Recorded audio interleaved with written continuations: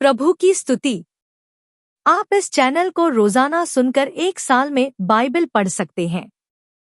Please subscribe and support. आज के Bible अध्याय।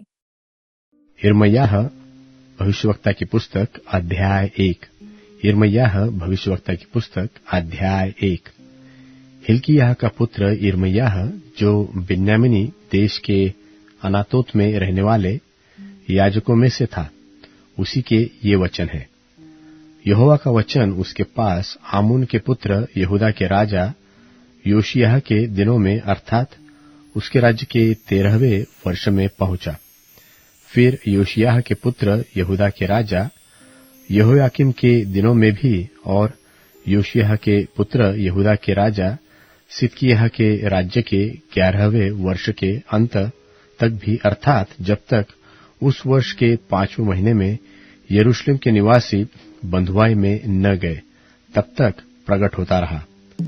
तब यहोवा का यह वचन मेरे पास पहुंचा कि गर्भ में रचने से पहले ही मैंने तुझ पर चित्त लगाया था, और उत्पन्न होने से पहले ही मैंने तुझे अभिषेक किया और तुझे जातियों का भविष्यवक्ता ठहराया।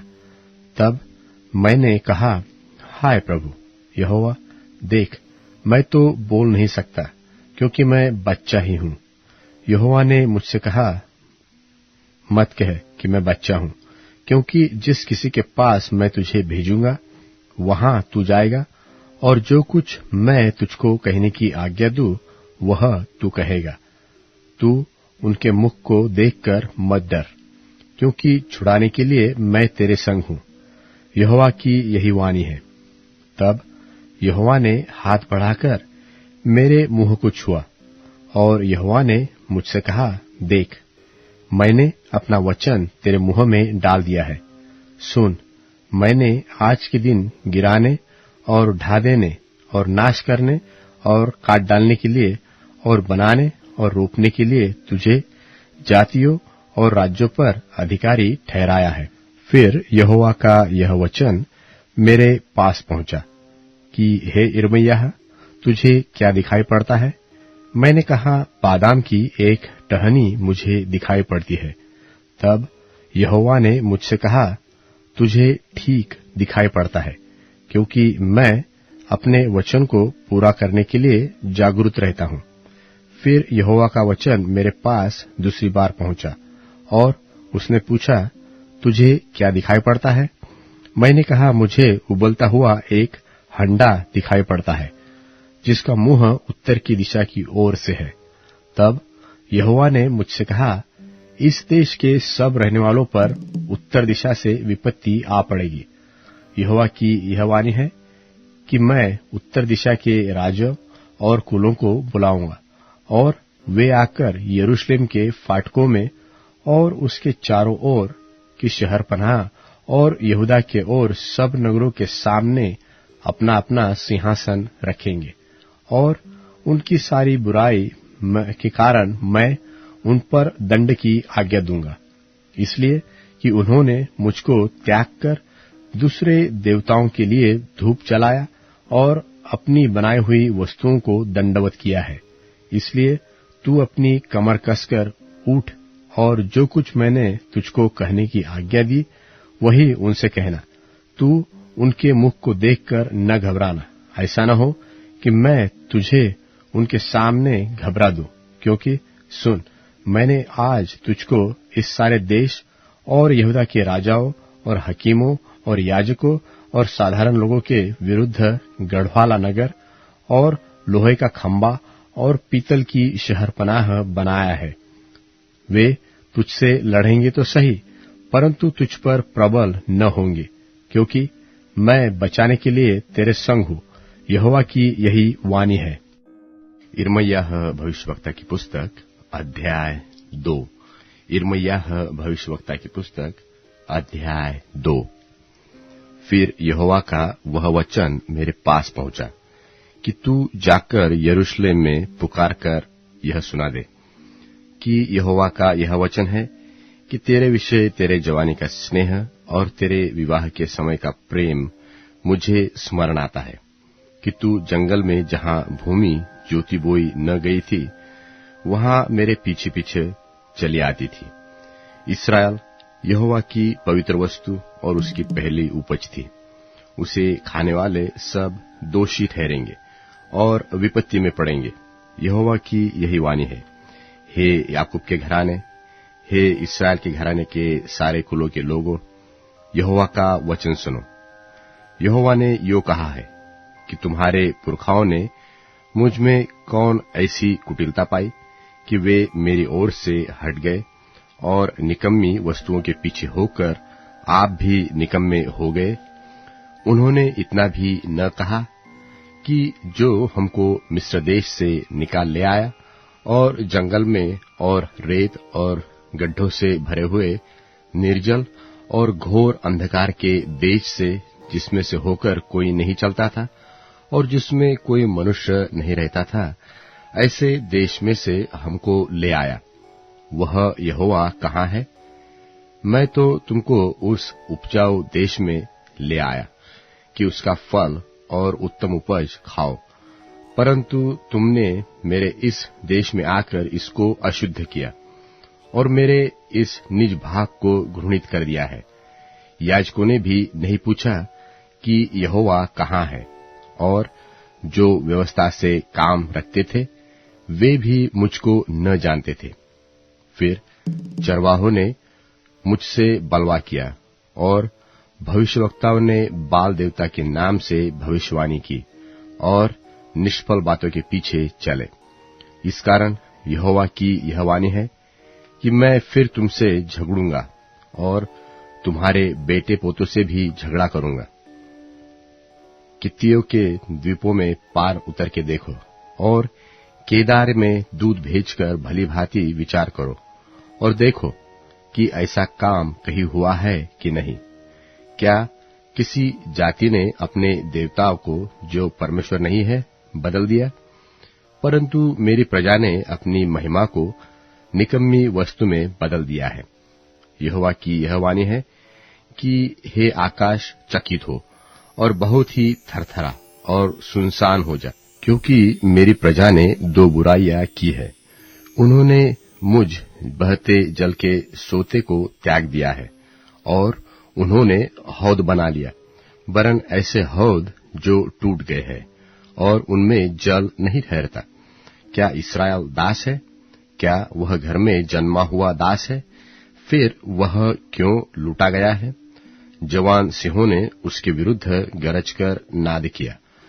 उन्होंने उसके देश को उजाड़ दिया है और उसके नगरों को ऐसा फूंक दिया है कि उनमें कोई बसने वाला न रहा, और नोब और तहपन्नेस के निवासी तेरे देश की उपज चट कर गए हैं। क्या यह तेरे ही करने का फल नहीं? क्योंकि जब तेरा परमेश्वर यहोवा तुझे मार्ग में लिए चलता था, तब तूने उसको छोड़ दिया, और अब तुझे मिस्र के मार्ग से क्या काम है कि तू सीहोर का जल पिए, और तुझे अश्शूर के मार्ग से भी क्या काम कि तू महानद का जल पिए। तेरी बुराई ही तेरी ताड़ना करेगी और तेरा भटक जाना तेरे लिए दंड होगा। निश्चय करके देख कि तूने जो अपने परमेश्वर यहोवा को त्याग दिया और तुझे मेरा भय नहीं रहा, यह बुरी और कड़वी बात है। प्रभु सेनाओं के यहोवा की यही वाणी है, क्योंकि युग बीता कि मैंने तो तेरा जुआ तोड़ डाला और तेरे बंधन खोल दिए, परंतु तूने कहा मैं सेवा न करूंगी, और सब ऊंचे ऊंचे टीलों पर और सब हरे पेड़ों के तले तू व्यभिचारिणी का सा काम करती रही। मैंने तो तुझे उत्तम जाति की दाखलता और सच्चाई का बीज करके लगाया था कि तू क्यों मेरे लिए जंगली दाखलता बन गई। चाहे तू अपने को सज्जी से धोए और बहुत सा साबुन भी काम में ले आए, तो भी तेरे अधर्म का धब्बा मेरे सामने पक्का बना रहेगा। प्रभु यहोवा की यही वाणी है। तू क्यों कर कह सकती है कि मैं अशुद्ध नहीं, मैं बाल देवताओं के पीछे नहीं चली। तू तराई में की अपनी चाल देख और जान कि तूने क्या किया है। तू वेग से चलने वाली और इधर-उधर फिरने वाली सांडनी है।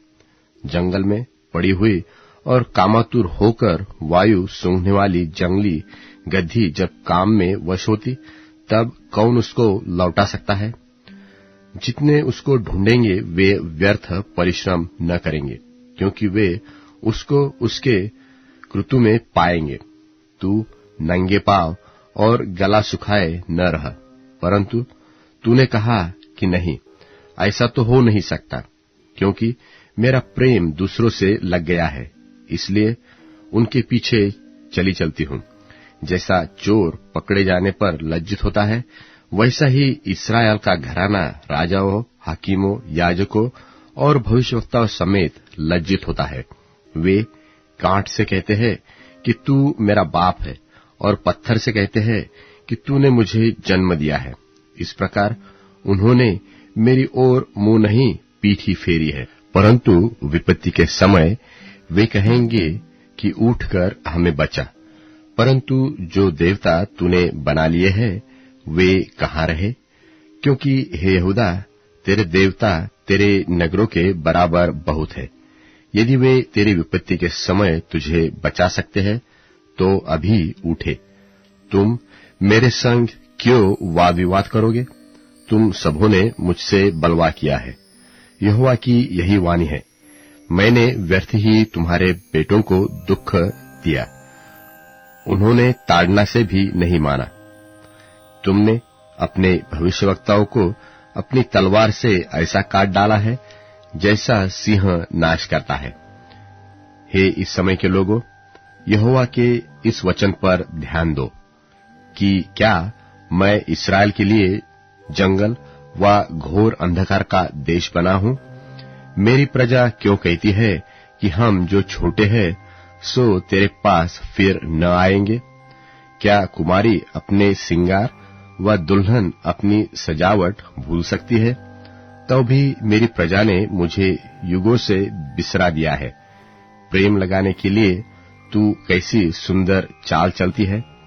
तूने बुरी स्त्रियों को भी अपनी सी चाल सिखाई है कि तेरे घाघरे में निर्दोष दरिद्र लोगों के लोह का चिन्ह पाया जाता है।